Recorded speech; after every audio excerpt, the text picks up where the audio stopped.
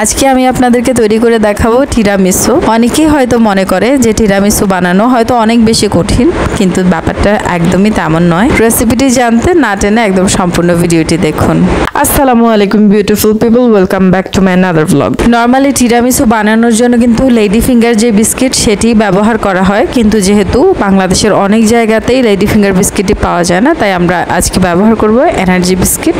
সাথে আরও নিয়ে নেবেন ডানো ক্রিম এবং যে কোনো ব্র্যান্ডের কফি, আর হচ্ছে হুইপ ক্রিম এবং লাস্ট হচ্ছে কনডেন্স মিল্ক।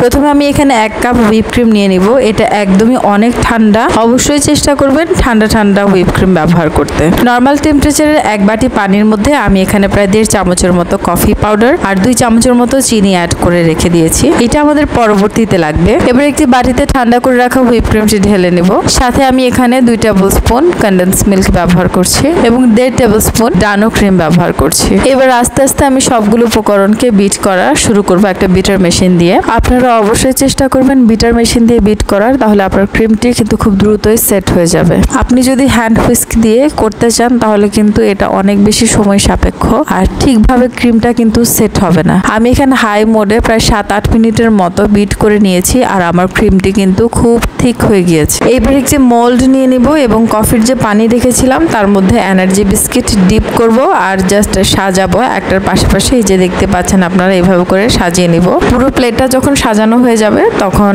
আমরা এর উপরে একটা ক্রিমের লেয়ার দিয়ে দিব। এবার আমরা দ্বিতীয়বারের মতো আবারও বিস্কিটের লেয়ার দিয়ে উপরে আবারও ক্রিমের লেয়ার দিয়ে দিব। এমন ভাবে আমরা তৃতীয়বারের মতো সেম আবার বিস্কিট দিয়ে আবারও লেয়ার দিয়ে দিব।